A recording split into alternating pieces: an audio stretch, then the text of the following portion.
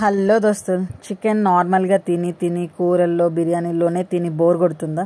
అయితే ఈ రెసిపీ తయారు చేసుకోండి, సూపర్గా ఉంటుంది. సో చికెన్ కట్లెట్స్ అనమాట. కేఎఫ్సీకి కూడా వెళ్ళరు ఆఫ్టర్ దిస్.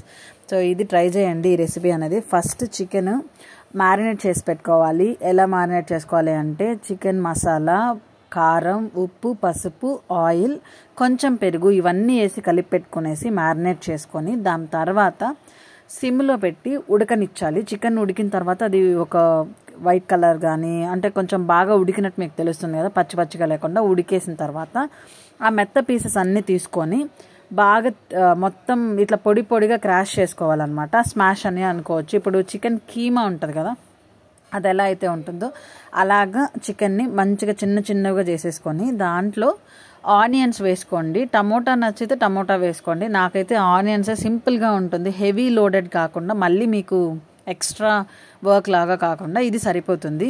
సో ఆనియన్ చిన్న పీసెస్గా కట్ చేసుకొని కొత్తిమీర పుదీనా ఉంటే కొంచెం వేసుకోండి. సో మా వాళ్ళు తినరు, లైక్ చేయరు, అందుకని నేను చాలా తక్కువగా మసాలాస్ అన్నీ వేసాను. ఎందుకంటే ఆల్రెడీ మ్యారినేట్ చేసిన దాంట్లో మసాలా అంతా పట్టుంటుంది, మళ్ళీ ఉప్పు వేసుకోవాల్సిన అవసరం లేదు. ఇఫ్ నీడెడ్ మీరు కొంచెం వేసుకోండి, జస్ట్ కొంచెం, ఎందుకంటే ఒక ఎగ్ వేస్తామన్నమాట దీంట్లో. సో రెసిపీ విషయానికి వస్తే చికెన్ని చిన్న పొడిగా కట్ చేసుకొని తుంచుకునేసి బాగా కలిపి దాంట్లో ఆనియన్స్ వేసి కొంచెం కారం, లైట్గా ఉప్పు, చికెన్ మసాలా కానీ బిర్యానీ మసాలా కానీ వేసేసుకొని దాని తర్వాత మొత్తం బాగా ఇట్లా స్మాష్ చేసి కలుపుకోవాలి. వడకి ఎలాగైతే కలుపుతారో అలాగా. లాస్ట్లో ఒక్క ఎగ్ వేస్తే సరిపోతుంది. ఎక్కువ వేస్తే మళ్ళీ వాటరీగా మీకు ఆ రౌండ్స్ చేయడానికి, కట్లెట్ చేయడానికి అవ్వదు. సో ఒక్క ఎగ్ సరిపోతుంది. 3/4 కిలో చికెన్ వరకు, అంటే ½ కిలో కానీ 750 గ్రామ్స్ చికెన్ వరకు ఒక్క ఎగ్ సరిపోతుంది. చికెన్ క్వాంటిటీ ఎక్కువ ఉండి మీకు ఇంకా అతకడానికి కానీ కట్లెట్ చేయడానికి వీలుగా లేదు అని అంటే మాత్రం 2 ఎగ్స్ వేసుకోండి. సో అది చూసుకొని మీ క్వాంటిటీకి తగ్గట్టుగా వేసుకోండి. దాని తర్వాత రౌండ్స్గా బాల్స్ లాగా చేసుకునేసి బాగా ఇట్లా తట్టుకోవాలన్నమాట నీట్గా, వడలు ఎలా అయితే చేస్తారో అలాగా. అండ్ పాన్ ఇలా ఉన్నిందంటే ఇది తీసుకోండి, లేకపోతే దోశ పెనుమైనా సరిపోతుంది.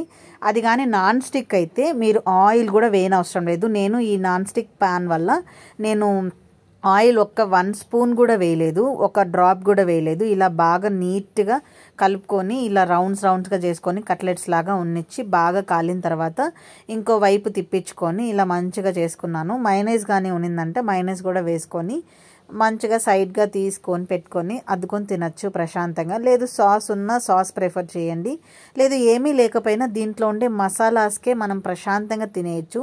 చిన్న పిల్లలు ఉంటే మాత్రం చాలా బాగా లైక్ చేసి తింటారనమాట. వాళ్ళకి ఇది చికెన్ లాగా కూడా అనిపించదు, వడలు ఎలా అయితే ఉంటుందో అలా అనిపిస్తుంది. ఎందుకంటే మనం చికెన్ బాగా స్మాష్ చేస్తాం కాబట్టి. ఇదండి సంగతి. సో సరికొత్త ఐటెంతో నేను ఇలా మేము ముందుకు వచ్చాను. మీకు నచ్చితే హ్యాపీగా ట్రై చేయండి అండ్ మీ ఎక్స్పీరియన్సెస్ని కమెంట్ సెక్షన్లో మెన్షన్ చేయండి. Don't forget to like, share and subscribe. So ఖచ్చితంగా మీరు సబ్స్క్రైబ్ చేసుకోకపోతే సబ్స్క్రైబ్ చేసుకోండి. ఇలా మరిన్ని కొత్త ఐటమ్స్ అనేది నేను చేయబోతున్నాను. సో మీరు సపోర్ట్ చేయాలని కోరుకుంటున్నాను. Thank you. Tata, bye bye.